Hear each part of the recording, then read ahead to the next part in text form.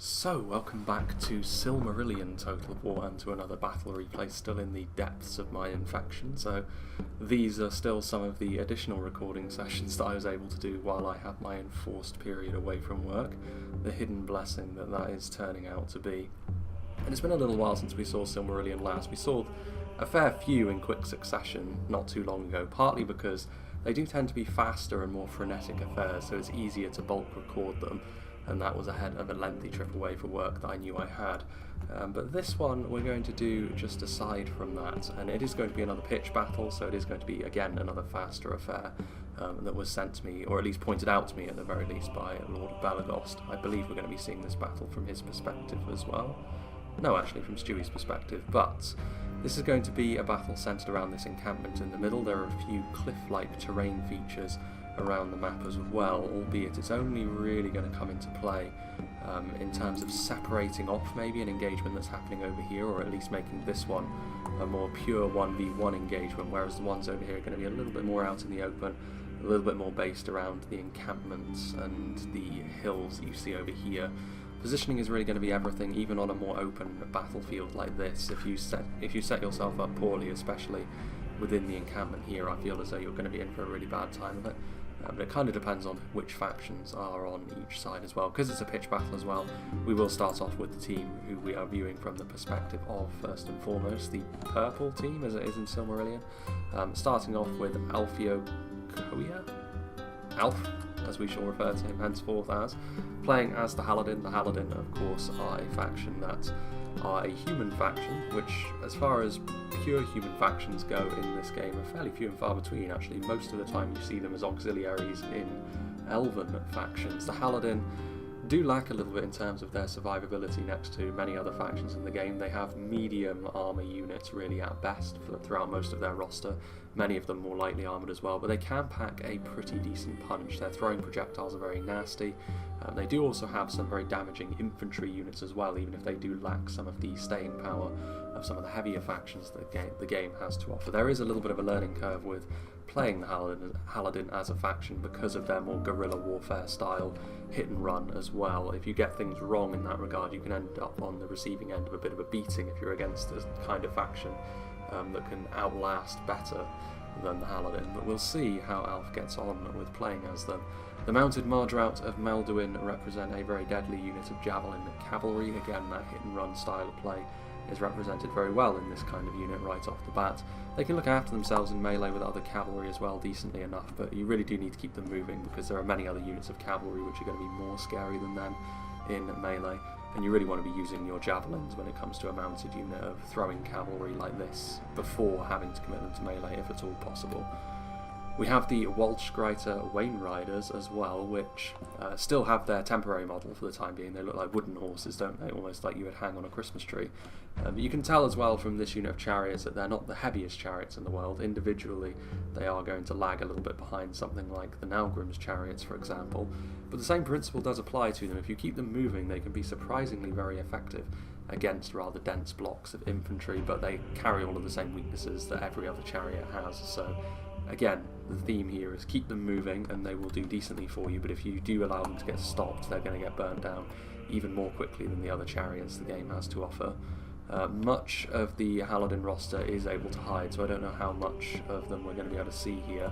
The Ulfadin of Ethelbrandia are a Berserker class unit. They have a second hit point.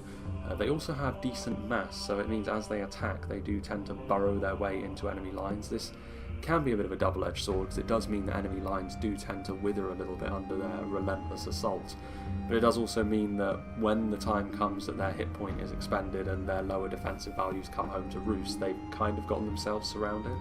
So they can be a bit of a flash in the pan kind of unit. They can make the gap for you, but other units are going to have to finish what they start, generally speaking. They're very capable of dealing damage to many different kinds of units, however, so it's one of the scarier units of infantry that you can go up against if you're facing off against the Haladin. Here in the middle we have some of the throwing projectile units that the Haladin have on foot, including the Dour Wada of Ethelbrandia. This is the standardised bodyguard unit on foot that the Haladin have to offer. Again, they have better armour, a nice shield as well in comparison to much of the other Haladin infantry units. Very nasty throwing projectiles as well, as you would expect. good melee combatants as well. When it comes to comparing them to bodyguard units from other factions, they may lack a little bit in terms of their equipment and their stats in melee at the very least, but the really devastating javelin volleys they can do somewhat makes up for that. It's all about personal preference, whether you want to do that range damage in bursts and then have a unit that's able to simply look after itself in melee, or whether you'd rather front load in terms of melee prowess. We also have some more Darawada next to them. You can see the difference between the slightly stronger version, the upgraded version, and the regular one here. They don't have the black feathers on their helms. They have slightly thinner armour, I guess you would say, based on that. Certainly less weather protection.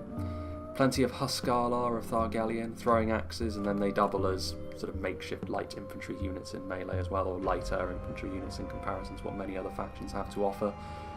Decent enough. I mean, again, the main selling point behind them is they're going to be able to do a significant amount of damage, especially to the right kinds of targets, before the melee engagement actually gets underway. We'll see if that pays off for Alf at all. And there's another unit of Ulfadin as well, but there's going to be several units that are hidden that we simply cannot see. Moving on to the faction who we're going to be viewing this battle from the perspective of, which is the Avari. Good thing we can see the Avari actually, because they're very similar to the Haladin in many ways, in the sense they rely a bit more on guerrilla warfare, again with a lot of throwing projectiles. The first refusers are here. They've got their slings, very good in melee actually as well. In the handful of battles we saw from Silmarillion last time out, the first refusers actually were very effective in one of the battles. I remember distinctly they performed head and shoulders above the rest of the Avari roster that day. Rangers of the Hidden Path represent a very nasty unit of javelins in a not dissimilar way to some of the javelin units we saw over in the Haladin roster. Pretty nasty in melee as well, but again, you want to be using the javelins first and foremost, otherwise you're losing a huge amount of the potential damage dealing that the unit can do. The Moss Stalkers of the Darkling Woods are a basic unit of archers, at least among the Avari standard. Not the best in terms of skirmishing back and forth with the enemy. The Avari strength comes from the fact that they can hide in most terrain types, and the fact that then they can dictate when the engagement takes place rather than simply setting up their archers in a line and firing back and forth. It can be done, you know, they're not so expensive that it's completely a no-go, but it's still not the first choice of warfare for the Avari. The Bow-Wards of the Darkling Woods are a basic unit of spears. They tend to be used as sacrificial lambs much of the time, as a sort of first line for the Avari, while their throwing projectiles do the business.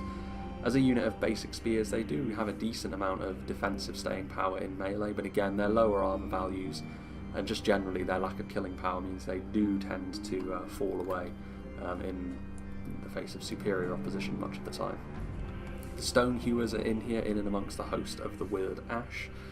Two-handed unit of spears, a good unit of two-handed spears as well, considering the lower propensity of phalanx units in Silmarillion. Having access to a unit like this does mean the Avari are not defenceless when it comes down to line-based warfare. It may not be their first choice, but they do have options here, and if you pair them with something like the Stone Hewers, who are a little bit more of a damage-focused line infantry unit, it can be a surprisingly effective combination, but it really does depend on who you're going up against. If you're going up against another lightly armoured faction, maybe a more of a damage-focused faction as well, this is the sort of front line which can be very, very scary, but I don't know who they're going to be facing off against today, but we shall see. The Shades of the Guarded Path, this is where the general is, much in the same way as the Haladin's bodyguard units. The bodyguards from other factions tend to be made of slightly sterner stuff. The Shades are a fairly numerous bodyguard unit though, and they are very capable of dealing damage as well, very high damage indeed. They do tend to work better though with the support of other Avari units around them, unlike some other bodyguard units which can hold out decently well enough on their own. I wouldn't count the Shades among that number, and they do tend to do better against lightly armoured units as well because they do not possess armour piercing, so that high base damage is only truly effective against the lighter units the game has to offer. The Branch Stalkers of the Green Sea, these more assassin type units, very much in the Avari's MO. We have more Stone Hewers, just moving forwards, more Moss Stalkers, more Rangers, more Bow-Wards, and even more Bow-Wards, so plenty of spears. Again, we're going to be seeing very much the Avari's strengths based around their throwing projectile units here, many of their units hidden of course, so the enemy don't see as much as we see. Moving on to the Naugrim, very much a different setup for them in comparison to their two allies so far, played by Farkin here. They are very much all about their upfront strength, their heavier nature, much less about guerrilla warfare. The Iron Arbalists represent a crossbow unit which is very tough, very sturdy, and we all know about the stopping power that crossbowmen possess in any Medieval 2 offshoot. So may not be the best at skirmishing long range, but then the Naugrim, they want the infantry engagement to start as quickly as possible really. They may not be the fastest at engaging, but once they're there they can outlast pretty much every other faction in the game if the engagement is favourable for them. And then obviously the crossbows represent a very good supporting unit for them. The other Balagost units include the Iron Guardsmen, which are a standard unit of line infantry. Obviously they come equipped with their axe as well, so they've got a nice amount of damage to back them up there. The Iron Halberdiers as well are in and amongst there. Now, the Iron Halberdiers don't have the same range as maybe some of the pikes which we may see later on, but the Naugrim are the only faction in Silmarillion to have access to both a Halberdier, which is a shorter range but armour-piercing phalanx, and a pikeman, which longer range but lacking that armour-piercing. Having access to both is very, very good when it comes to line domination, really. As I've mentioned already, Silmarillion has got less of a focus on these phalanx units, so having access to both of them is a huge boon for the Naugrim when it comes to fighting in lines. And yeah, Halberdiers and these Iron Guardsmen represent a very solid front line indeed, a very long front line, so this is expensive for Farkin, but it makes sense because I mean the Naugrim are always going to front load to a certain extent anyway when it comes to their army. Just in behind the second line we have the Brotherhood of the Silvered Hammer, a very nice unit of upper end line infantry that the Naugrim have to offer. Obviously with a secondary line coming in, you're going to be wanting to do maybe a little bit more of an aggressive push with them. They may be a sword and board unit, but when it comes to upper end infantry units for the dwarves, you always know that they're going to be able to clean house, especially against opposition which are already somewhat tired, which fighting your way through this sort of front line is always going to yield some results in that regard. Some detachments of Miners of Nogrod, they have got their Nafatoon-esque projectiles, which they've shown to be decently effective so far, certainly not overpowered, but then the Nafatoons never were overpowered in base Medieval 2, if you can remember back that far, like I can. Yeah, I think another nice supporting tool. Once the lines are engaged, if you get the miners into a good position, they can really pile an awful lot of pressure onto the enemy while they're already dealing with your very solid front line. The Stone Hewers of Tumunzahar, a nice unit of armour-piercing shock infantry units here. They're relatively small in number, but when it comes to these higher-end units of Naugrim, you always know that individually speaking they're going to be of the very highest quality, and the amount of armour-piercing damage they can chuck out is certainly nothing to be sniffed at. Here is the unit of pikes, the Vault Wardens of Tumunzahar. They're going to be expensive, of course, but I don't know which of the two is actually stronger, but between them and the Nargothrond Bridge Wards from Finarfin, they're the two high-end units of pikes. There's only one other unit of pikes in the game, to be fair. It's a very rare unit class. But the Vault Wardens represents a real challenge for any faction that comes up against them, because you have to be ready for the fact that fighting them from the front is not going to yield results unless you can outright overwhelm them. And trying to overwhelm the dwarves is a tricky prospect, because they're going to love absorbing pressure from enemy infantry if they're being played correctly. A couple of units of Iron Arbalists there. And moving on to the final purple team faction, we have the Blessed Realm of Valinor, played by Captain Gervais. Probably the most quality-centric faction in the game. They do have access to a lot of these Teleri units, which means they're not all about that quality, but they've got so many expensive high-end units that they do tend to have smaller armies as a result. The Shoal Hunters are a unit of slingers, which they can do decently in melee, but once again, as with any slinger or throwing projectile unit, you really want to be using as much of their ammunition as you possibly can before they ultimately get caught. Because the amount of damage they can do is pretty significant, even for a low base damage like the slingers do tend to have. They can be surprisingly savage. The Sentries of Alqualonde here, again, in much the same way as the Darkland Ward, the Moss Stalkers of the Darkland Woods that we saw from the Avari earlier on. They may not be the best at skirmishing back and forth with enemy heavy archers, purely because you can tell from the fact that they're a little bit more lightly armoured, but that is really one of the main jobs they are tasked with, even if it's not ideal for them, because it is the only unit of archers that Valinor have to offer. Much of their strength comes from their monstrously strong units in melee, so having access to these footbound archers also allows them to maintain some sort of ranged presence against enemies that would rather keep them at a distance. The Swan Guard of Alqualonde represent the Teleri basic spears. It's one of the best ways in which Valinor can pad out their infantry numbers a little bit more so they don't get overwhelmed and surrounded quite so easily.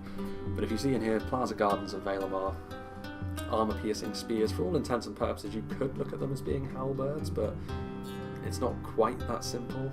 But the Plaza Guardians, multiple HP as well, Truly one of the scariest polearm type units that the game has to offer, purely because of that armor piercing and the fact that they have a second hit point as well.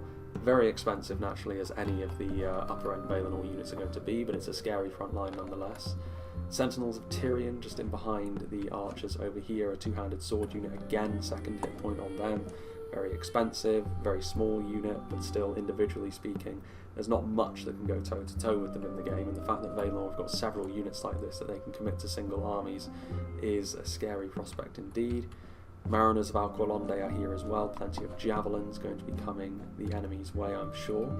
The Adepts of Tol-Galhoth, which are the armor-piercing sort of, I was going to say like bodyguard tier, but like by many other faction standards, Valinor have got several bodyguard tier units. This goes a step beyond that even, I suppose, as well.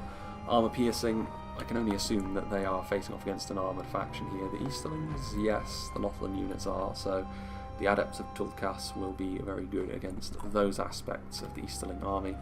More Sentinels of Tyrion over here as well, and we saw just in the background over here the cavalry wing that Valinor have to offer. A couple of shoal runners of Alqualonde being horse archers, decently damaging, but they don't really want to get caught out against stuff like Salamandrine Guard like the Easterlings have access to, because they represent very good cavalry hunters.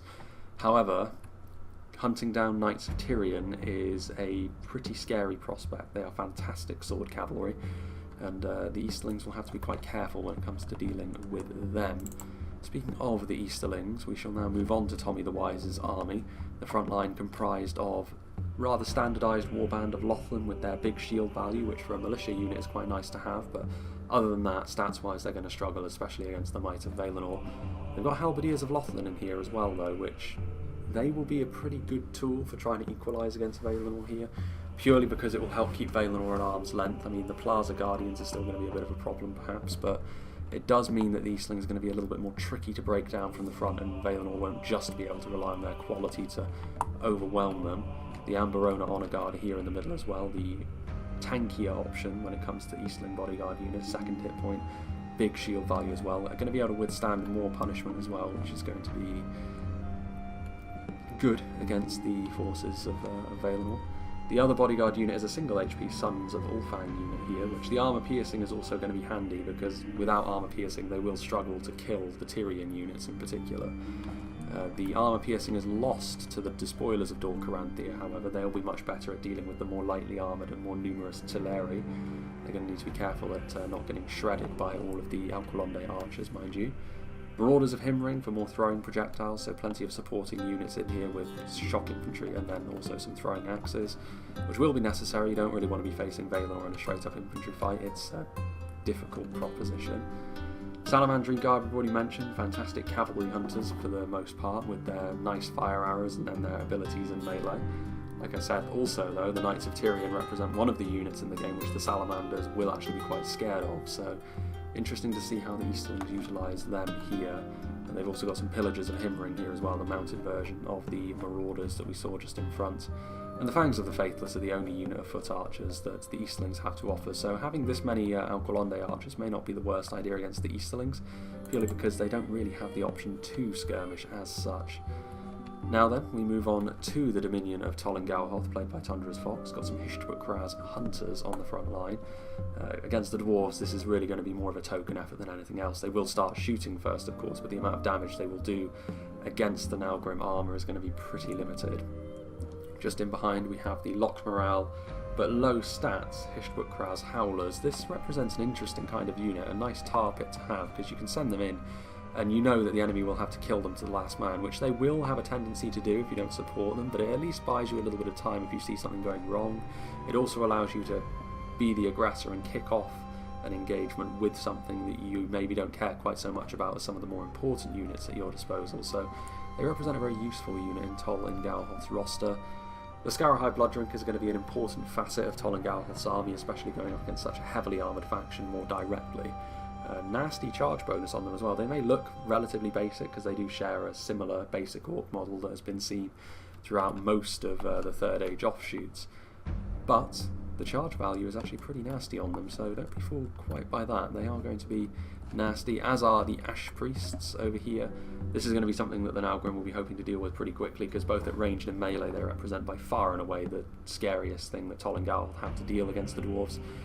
Nasty throwing projectiles, and then a relentless big axe in melee as well, so they're not going to be staggered. Third hit point as well, which makes them really very, very strong. They are one of the most expensive things that Tol-Galhoth can bring, unsurprisingly, but very often very worth it. We've got some Laugskaraz Zagulaklab, the more numerous units of wargs that Tol-Galhoth have to offer. So mobility is one thing that Tol-Galhoth really do offer. They've got plenty of wargs that can be used to their advantage. Just in behind we have the slightly bulkier units that Tol-Galhoth have as well, the Gijax-Garaz Wolfguard, the heavier units. Also the armour piercing of these maces is going to be useful against the dwarves as well. It's not going to be enough for them to outright win many of the melee engagements against the dwarves, but it will help them be a little bit more efficient with that sort of thing. As much armour piercing as you can pack on against a faction like that, and it's never going to go to waste. The Thrang-Sheik are the bodyguard cavalry that Tol-Galhoth have to offer. One of the strongest units of lance-wielding cavalry in the game. They do need to be careful. If a unit of Knights of Tyrion starts to try and chase them around the field, it could get a little bit messy for them. But charging into exposed elements of enemy infantry is exactly what they're going to be hoping to do. And then some javelins as well, some Scarahide Trappers here at the back. This is the sort of thing which again is going to be quite important. The Mangonel is a little bit further back there, and that's about it. I mean, there's probably going to be some hidden units as well from Tol-Galhoth, knowing the kind of faction that they are. Moving on, we have Prince Ali, Fabulous He. What a poet. He has got the Realm of Angband under his command, Spearguard of the Iron Crown, so a very tanky faction this. Interesting to see the discrepancy between Angband facing off against the Avari and then, for example, Tol-Galhoth facing off against the Naugrim. It's going to be interesting to see how this battle shapes up and the dynamic that erupts as a result. The Spearguard of the Iron Crown obviously very, very resilient. Angband can be a real bulldozer when they get going. They have a similar kind of heavy metal attitude to someone like the Naugrim, but they are more numbers focused. So in many ways they're easier to play, but maybe they lack some of the really high-end stuff that a faction like the Dwarves have. The Reavers of Anfauglith are actually a pretty good choice, I would suggest. If you know you're going to be facing off more directly against someone like the Avari, having higher base damage may actually be more desirable than going for the slightly bulkier Iron Shod units. So I can definitely understand the thinking here. A couple of units of Trollguard of Gothmog, which again, if they can start wading through more exposed elements of the Avari line as they try to hide in the trees, it could get a little bit messy. We've got the Iron Drakes of Angband against more lightly armoured units. Fire throwers tend to be absolutely devastating, but only when you can bunch them up. So if the Avari do manage to maintain their standard MO of being a little bit more spread out, a little bit more hit and runny, then the Iron Drakes should be more difficult to use, but we'll see. It is the sort of thing which will certainly keep the Avari on their toes. Plenty of these Iron Shod Legion, like I mentioned, they are a little bit bulkier than the Reavers of Anfauglith, but they will be a little bit less damage orientated, and the Avari will have infantry units certainly which are going to be capable of dealing damage even through the armour that the Iron Shod Legion do have. The Arbalists could be a bit of a problem. The Avari can keep hidden as best as they're able, but as the battle goes on you would imagine surely that the Arbalists will at least get a few good volleys off. More Reavers. We've got the Scourges of Gothmog, which are another unit which trade in Angband's more signature defense-orientated aggression, for lack of a better term, for a little bit more finesse and a little bit more damage. They have got like a long sword and a dagger that they wield in tandem. Very good at dealing damage to lighter units, which the Avari have many of. And finally, we have the Valar Alkar, which they have got, interestingly, probably more weaknesses than the Trolls, but when they're at their very best, they can be absolutely devastating. They are technically classed as elephants in the game file, so each swing has got like a splash damage effect on it. Very, very nasty. And the last faction on the field today, we have the Hidden City of Gondolin. I knew there was going to be one player that decided to break the good versus evil theme, and I've decided to save him till last with Waffles. Gondolin has decided to be evil in a dramatic turn of events. They've got a lot of good stuff. I mean, a bit of a fan favourite for obvious reasons. The Armourers of the Hammer represent an upper end unit of armour-piercing line infantry. Don't know how useful that's going to be against the Haladin. The Haladin will be hoping to keep as far away from many of these scarier Gondolin units as possible. Champions of the Fountain are also here, especially them. I mean, the armor piercing not necessarily needed against the Haladin, but the Champions of the Fountain, just pure base damage all the way down, and relentless as well. There's really nothing the Haladin have in their favour if they go up against a unit like this in straight 1-to-1. Much of the Haladin's army is relentless as well. That's really what sets them apart from many other factions, but when they're also facing a unit that's relentless, it doesn't really help them too much. Axemen of the Pillar, again, nice base damage, exactly the sort of thing which the Haladin will not like going up against in melee, so Gondolin's goal here is going to be very obvious, try and pin the Haladin down to a melee engagement. 3 units of Scouts of the Tree, so they're going to be able to trade back and forth with armor-piercing projectiles as well.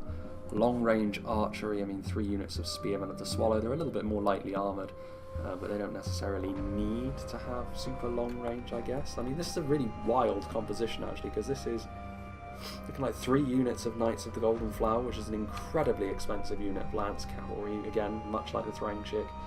When it comes to Lance Cavalry, the Knights of the Golden Flower are arguably the strongest in terms of dealing damage to units off charges.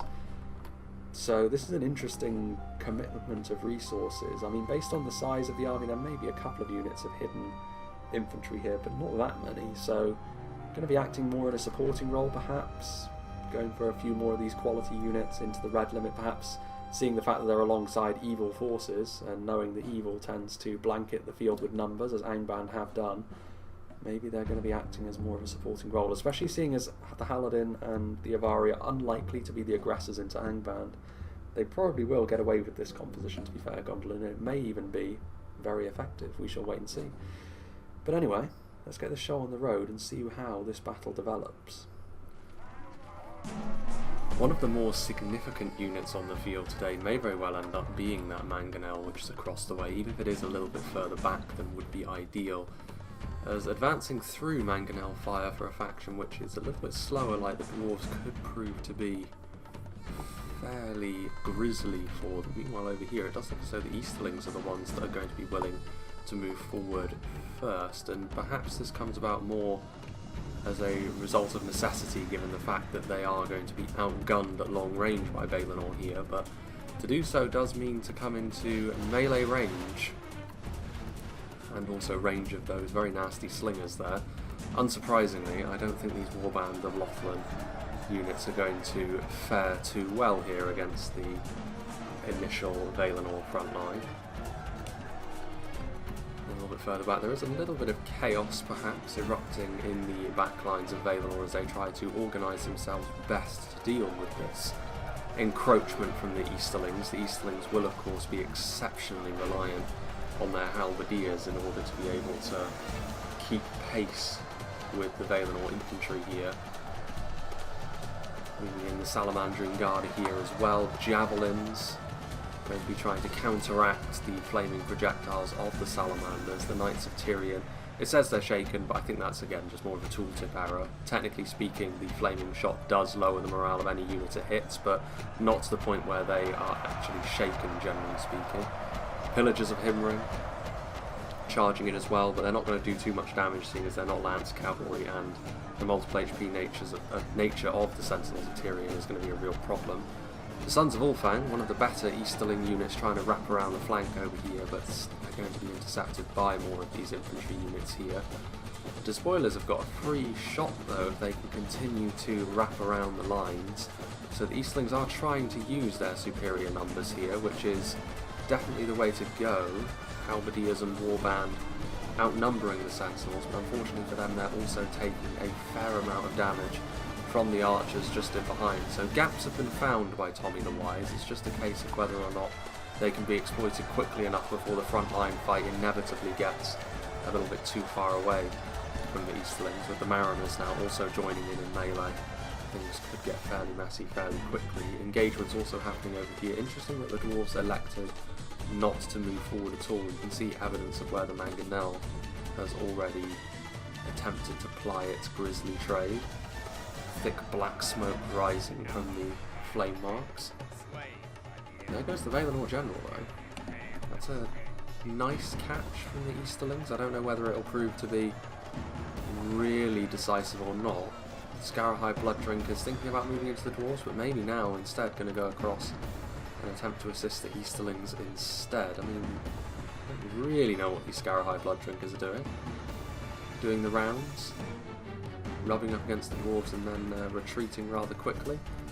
This is interesting still though. I mean, it's obviously going to be the fact that the Avari and the Haladin are not going to be as eager to move in melee, so I am quite surprised by the continued inactivity, for lack of a better term, that Angband and Gondolin seem to be trafficking in over here, although Angband are moving way over to here as well, so maybe trying to consolidate their position, which is an odd move considering they maybe had the opportunity to really put pressure on a more guerrilla warfare style faction like the Avari Angband, but it is what it is. Scarahai Blood Drinkers charging in, and a nice charge as well actually on the Stone Viewers, and considering the numbers discrepancy here and the positions they're in, the Scarahai should end up winning that fight. There are Vault Wardens nearby, Iron Arbalists are getting in position to maybe support the Valinor army. Valinor will be pretty pleased with how this has gone so far, and any reinforcements for the Easterlings that were going to be sent by Tol-Galhoth have been at least slowed down by the Naugrim. And any Valinor auxiliaries have been able to stop any further incursions. Adepts of Tulkas, not many of them remaining, but you can see what direction the wind is blowing over here. More elements of the Easterling front line starting to fall apart.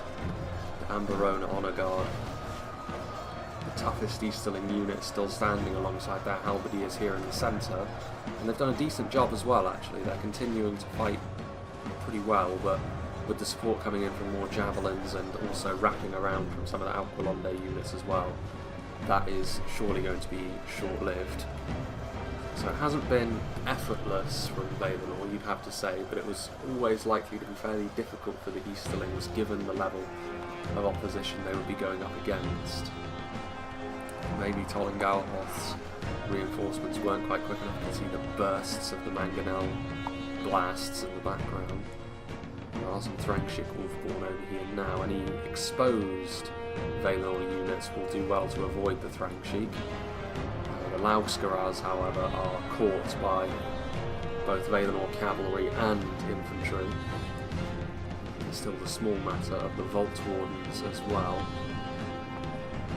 The red team needs to do something here, because this has proven to be the initial engagement, which, like I said, was kind of separated off thanks to the cliffs and the topography of the landscape, has definitely gone in favour of the purples, and from here on the reds are kind of on the back foot. And another problem as well is the fact that Angband have waved off. Gondolin have remained in place, so this does actually represent maybe a decent opportunity for the likes of the Avari and the Haladin to double team Gondolin and take them out of the equation, and then they can leave the two Orcish factions perhaps a little bit more isolated. I mean, they are combining their forces at least somewhat, the Avari and the Haladin, with the Moss Stalkers starting to fire in, but Spearmen of the Swallow will return fire. The Spearmen, they may be a lighter archer, but they're still going to be a little bit bulkier and a little bit more well suited to skirmish fighting than the Moss Stalkers are, in no small part due to being shielded. Still Tol-Galhoth out there. I mean, Angband's aggressive tendencies haven't really been utilised here, which I do find weird. Every time we've seen Angband be really effective in the past in Silmarillion, it's been when they've been thoroughly on the front foot and trying to roll over the faction that is opposite them. And that's definitely the sort of thing that you can employ against the Avari. They may have a lot of units that can hide, but it may be fairly intimidating to not know exactly where your opponents are and what they're planning. You may fear walking into a perfectly laid trap, but honestly the Avari, so much of their infantry is not going to be able to withstand a full-blooded push from Angband that you're putting the ball in your opponent's court if you're Angband in that engagement by saying, right, now you need to play, ideally, otherwise my Iron Legions are just going to trample you into the dirt. And I think putting them under that kind of pressure, maybe with the assistance of Gondolin, would have been enough to make this battle a little bit more unclear moving into what will inevitably be its second phase, whereas at the moment the only conclusion we can really draw is that the purple team, the blue team, are the ones that will be happier with how the first engagement has gone, certainly. Shoal runners still here. I mean, this small pocket of resistance that the Easterlings still have. Unsurprisingly, the regular units of Warband fleeing, running for the hills. The branch stalkers of the Green Sea, the Avari over here with the units as well, so obviously the need for maintaining a really strong front against Angband is no longer there. So sending over a couple of units of reinforcements just to help really hammer home their advantage against the Easterlings.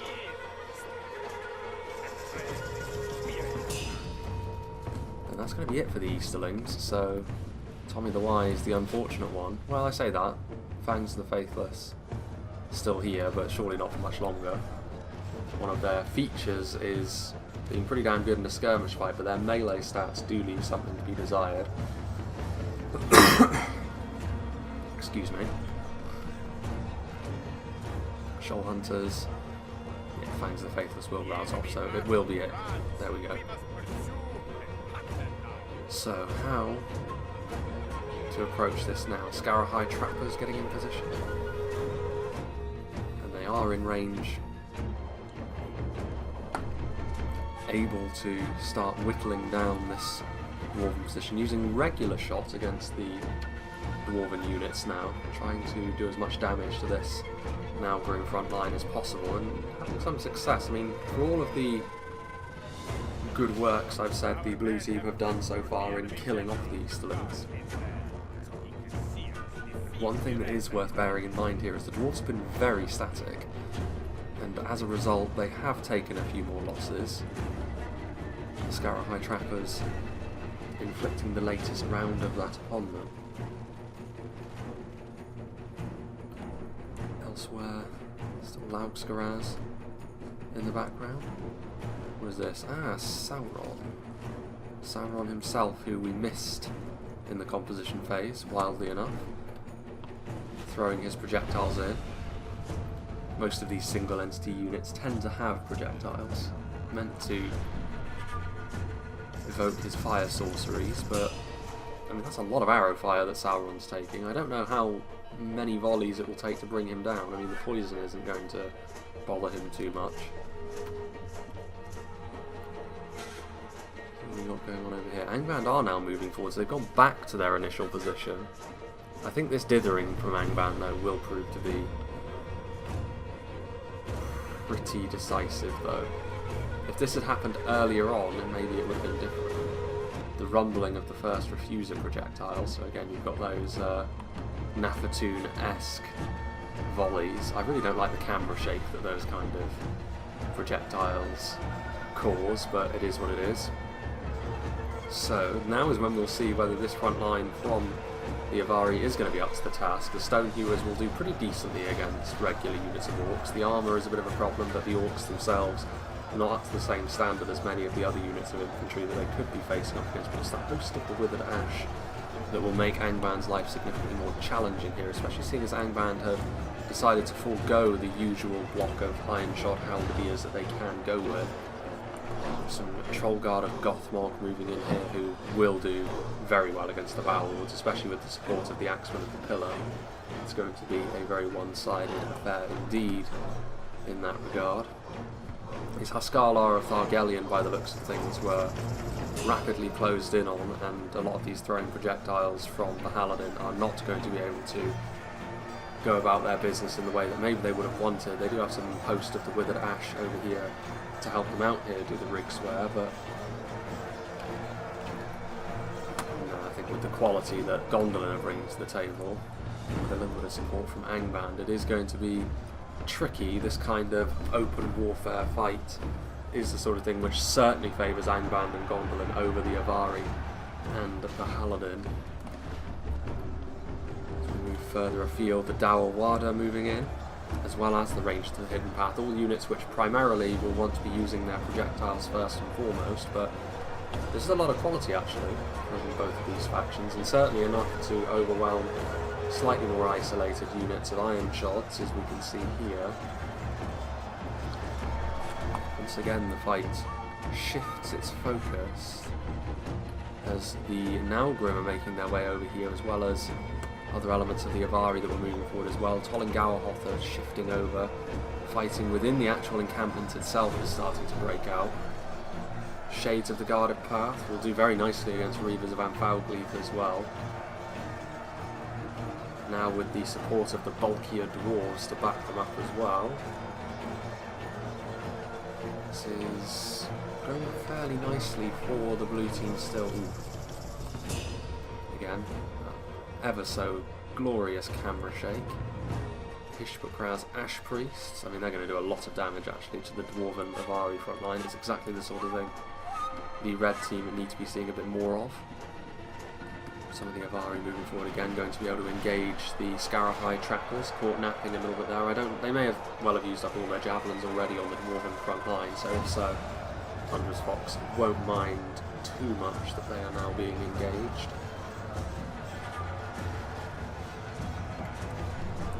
Further afield, Iron Guardsmen of Balagost moving across. Scarahai trappers scurrying around. Excuse me. Still a few elements of the Valinor army. I mean, much of the Valinor army is still fairly far off, but they're on the way, so it is kind of a race against time, I suppose, for the red team to try and get a good value engagement, at least in this part of the encampment, so that they can then turn around and face the advancement of the elves and spirits from across the sea. Vault Wardens of Tumunzahar as well. Pikes, which once they get set are going to prove to be another obstacle to the red team doing that. He first refuses, even with the support of those volleys from the Ash Priests. It's going to be in melee, I think, where we really start to see them do the business. A bit of range support coming in from behind. Iron Arbalists of Balagost doing their thing. The Reavers of Angband so far, as much as I like their addition, there goes the Haladin general. Forward comes some Gijak Scarras. Armour piercing, very much a necessity against the dwarves here. Again, more of a camera shake. What's going on over here then? Iron Shards starting to force back the Avari. Elements of the Naugrim making their way over here as well, trying to help shore up the forces of forest-dwelling men and elves that have so far struggled to hold back the tide. Not too surprisingly, that's a nice little position for the Rangers of the Hidden Path to be in. The Ulfadin, at the very least, alongside the slightly bulkier, by comparison, Darawada, will withstand this kind of punishment a little bit better than many of the other units that we've already seen. Axemen of the Pillar have proven to be a good addition as well, that extra damage that they deal to lighter units. In particular, the trolls pushing through. I think one more volley is all the Rangers of the Hidden Path can expect to get off before they inevitably have to deal with the encroachment of the Troll Guard. I think for the blue team this isn't too bad though. They've at least made Angband and Gondolin pay dearly enough to the point where I think the engagements across the rest of the battlefield should lead to good results for the blue team. The Miners of Nogrod throwing their projectiles in. We've got the Ishbukraz's Hunters moving in melee in support of Bulldogs, which is a very scary unit, and the Scourges of Gothmog. Maybe less suited to fighting the dwarves, but any Avari that are in there will fall away very quickly. Armourers of the Hammer, pretty much the worst nightmare for any Dwarven unit, and unfortunately for the Iron Guardsmen of Balagost, they are the ones tasked with trying to hold them at bay. The Iron Drakes in position. I mean, this is a situation as well where the Iron Drakes can pick and choose their targets because everyone has got too much going on at this point to be able to change their whole plan based on a single unit's position, even if it is as potentially scary as that. Sauron wading into the combat alongside the Gijak Scaraz. Ishbakraz's Howlers were moving in, some of the Valinor horse archers charging in to try and blunt their effectiveness somewhat. The red team, to be fair, with some of their really high-end units, do appear to be doing the business now. That must have been the Tol-Galhoth general though, which may have an effect on their ability to continue fighting in the long run. And the polearms here are really doing a lot of the heavy lifting. The Iron Halberdiers doing a good job against the Gijak Scaraz, keeping those large rusted maces at arm's length for the time being. And victory for the blue team over here, which is not too surprising given the arrival of what remains of the Valinor infantry, which, to be fair, looks like mostly Teleri. There's still a fairly healthy amount of Plaza Guardians in here, but it's certainly not the terrifying force that it was before the Easterlings engaged them. Avari General falls, one of the Red Team General falls as well. So we could start to see morale shocks start to come into play here. When the morale starts to collapse in Silmarillion, it really does collapse in a hurry, so it is worth keeping an eye on. Defeat seems certain, only a military genius could win this battle. I think it's going to take more than that for Ishbakraz's Howlers to beat Plaza Guardians of Valinor, but in come the Lausgaraz, the Branch Stalkers of the Green Sea though. I think they were just trying to run away actually, because that wasn't a charge by any means, and now those dual axes are going to do their thing. Hunters are going to turn around to try and get into place. It's going to be a case of how strong the joint efforts of Angband and Gondolin have really been. A bunch of fires still smouldering over on this side. Knights of the Golden Flower, which I haven't really seen too much of them, but they are here. Gondolin have flanked around with quite a lot of units actually. Many of them skirmishers though, which is fairly savage in terms of the amount of damage these slingers can do.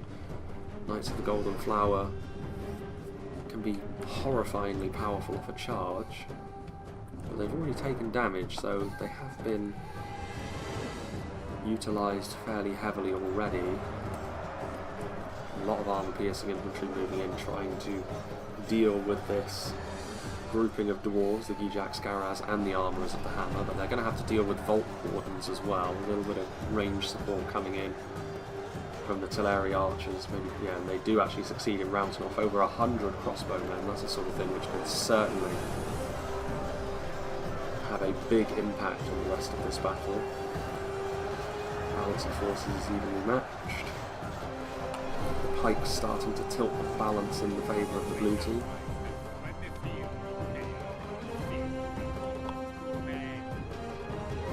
Who might that be?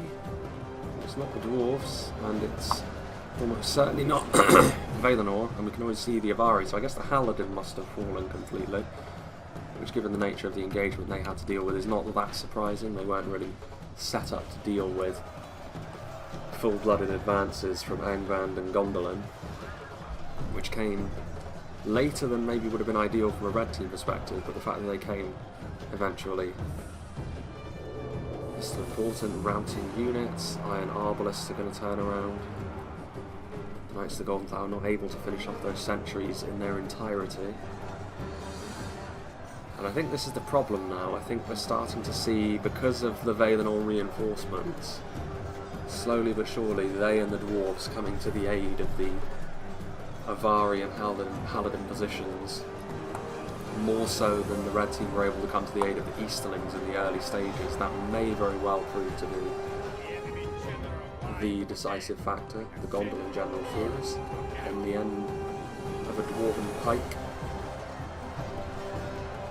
It's going to be a lot of projectiles though coming in from those crossbows and the slings. The Branch Stalkers of the Green Sea will trade. It'd be an interesting fight between them and healthy Scourges of Gothmog. But they'll trade nicely with Spearman of the Swallow. Spearguard of the Iron Crown are running. I can only assume that that was Tol-Galhoth that just quit the field due to routing, because Angband still have a couple of units left, and certainly Gondolin are still fighting as well. But yeah, I think we can certainly say the blue team. It's going to be clean up from here on in, I think. Trying to sweep across the field in typical fashion.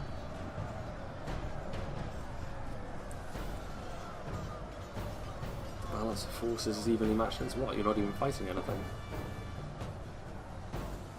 One Knight of the Golden Flower. I think he was just killed, actually. Yes, he was. Killed off by some Swan Guard. Scouts of the Tree. Moving around over here, some more Branch Stalkers, which have proven to be actually a fairly savage force in melee in this battle. Other ones chopping away at them.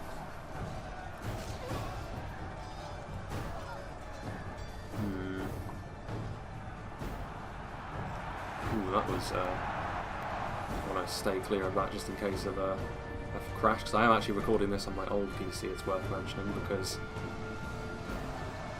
it's a little bit more of a pain to get the correct version of Silmarillion for the replays I've been given on the new PC.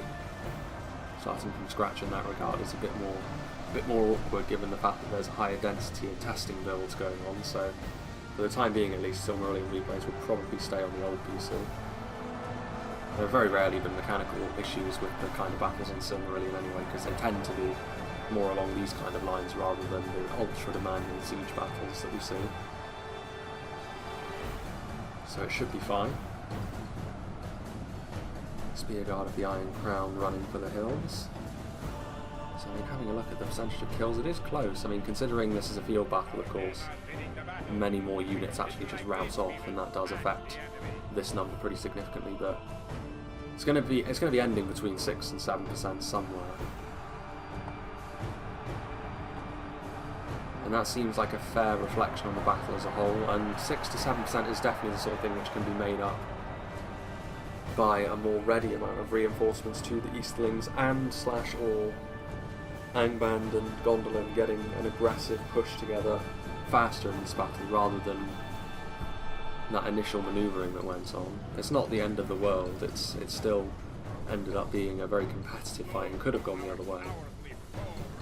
But there goes Gondolin. Interesting, the Knights of the Golden Flower routed. Ironshot Arbalest being chased. So Angband are the last ones standing there. Scouts of the Tree are fleeing. Well, they've got an opportunity to fill their boots with a few more kills, I suppose, given the... oh, no. Sideswiped by some sentries of Alqualonde, and they end up routing. So what else is there? What remains? Not seeing a whole lot. Something of locked morale stock? No, actually. You know, a Spearguard of the Iron Crown who just routed as soon as we arrived. Battle is very much in our favor. If we remain true and steadfast, victory will be ours. There we go. And they can certainly, well, they could have racked up a lot of kills, but they're almost certainly going to rout here under the weight of what remains of all of these armies. I mean, the dwarfs took a bit of a beating here as well, let's not forget. Much of what remains, the Valinor units that survived their encounter with the Easterlings. Quite a few Avari as well, which is impressive given the pressure that they were under throughout much of this battle.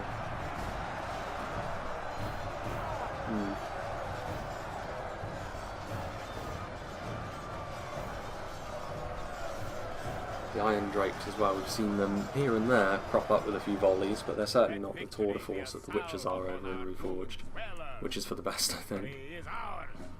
And there we have it. Interesting battle that, close. As I've already mentioned several times in this battle, I think that the blue team certainly took the more efficient route in the early stages. I think that engagement between Valinor and the Easterlings, the fact that it was cut off a little bit by the terrain, but also the fact that it was they were left largely to their own devices, and Valinor were always going to win that fight, I think, given the compositions that were at the two players' disposal. It was always going to be quite difficult for Tommy the Wise to overcome Valinor in that respect. Reinforcements from Tol-Galhoth could have helped, but the dwarves did a reasonable job at blocking those reinforcements from ever arriving.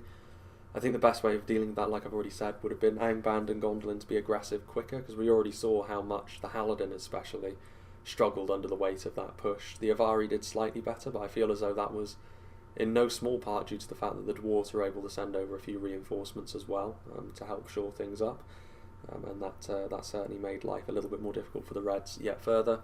One thing that is worth saying though is that the dwarves' more static nature in this fight did end up costing them pretty heavily. I mean, it wasn't as if their front line was engaged in the way they would have wanted to immediately. Tol-Galhoth definitely did some good damage with the artillery and the javelins to start with, which is why there isn't that many dwarves left alive in the late game, and instead it's mostly Avari and Valinor forces that remain. But yeah, I feel as though the right team ended up winning this in the end. Let's see what did the damage for the Avari then, who performed pretty well kills-wise. Shades of the Guarded Path did nicely in melee, mostly against the more medium-tier Angband units, which is exactly the sort of thing you would expect them to do well against. Bowards of the Darkling Woods also doing well in part as well, some of them not so much, but one of them getting over 200 kills is very impressive for a unit of what is very basic and very light spearmen as well. Host of the Withered Ash, kills is maybe not the best way to determine how well they've done their job, because they're more of a line-holding unit. But 161 on a unit of two-handed spears that doesn't have armour piercing is still a sign that they stayed alive for a good long period of time, because if you're going to rack up a kill count that high with a unit like that, they need to be standing for a while. The first refusers, those camera shaking projectiles, definitely proving to be effective. The Rangers of the Hidden Path, we saw them do quite nicely. The Moss Stalkers, basic archers, difficult to keep track of in a battle like this, but over a longer period of time they've done okay. And we already mentioned the Branch Stalkers of the Green Sea also doing a pretty decent job in this fight as well, being fairly savage melee combatants. So yeah, big thank you to Lord of Balagost for sending this one to me. He actually wasn't a part of this one, I don't think, unless he was using a different name. And big thank you for Stewie for recording this one, and well, for saving the replay on this one and allowing it to get sent to me for recording. Very good. Big thanks to all the players as well for being a part of this battle replay. As for what's going to be coming out soon, at this point I'm kind of running my backlog a little bit dry because I'm able to record far more than I thought I was going to be able to, because of course I'm laid up with the dreaded infection at the moment. So yeah, I should be able to get through all of my backlog fairly swiftly while I'm laid up with that. It gives me something to do, honestly, as well in the time off, so I'm kind of glad of being able to record stuff now. Given the fact that I've now finished Elden Ring, so I can't even play that effectively anymore. I can do New Game Plus, I suppose, but other than that, it's going to be this. But yeah, moving on, there is a couple of stuff in the backlog for Reforged, a couple of replays in the backlog for Reforged, I should say, that I can still get to. I think both of them sent by Winged Swordsman, so that may very well be the next two up after this. Depending upon how I hear from things in the upcoming days and weeks as well, I may very well do another knockout tourney video, this time with the Shock Infantry from Reforged, just before the next patch comes out. It'll probably be the last such video that I do in that regard, but that may very well be the next video to come out after this one, I don't know. It kind of depends on how I feel, whether I want to do another battle replay or whether I want to do a video like that. We shall wait and see. But yeah, other than that, I am now basically a month in advance again, so I've got that nice safety net once more that I like to have just in case of things going awry. And yeah, we are heading towards the end of the year. Kind of crunch time as well. Hopefully things will develop in a positive way for me and ultimately for the channel as well. But yeah, I mean, I kind of know at this point it's sooner or later I will be moving in the direction I want to. Whether that will be starting in January or starting in April, one of the two, is pretty much 100% at this point. I'd rather it be January, but it's not the end of the world if I have to wait a couple more months, I suppose, but it just means I would have to push back my plans again, which wouldn't be ideal, but we'll see. It's looking like it could be January anyway, so hopefully the channel can be revamped in 2023 and things can sort of start to progress on all fronts in a positive way. Yeah, big thank you to Lord of Balagos once again for pointing me in the direction of this one. More Silmarillion may very well be upcoming as well. Hopefully if I can get a nice themed battle going for Silmarillion, because it's been a while since I've actually been able to do that for Silmarillion in the way I've done for Reforged, then hopefully we can squeeze one of those in as well over the course of the autumn. So yeah, I hope you enjoyed this, and I hope you'll join me for whatever is next.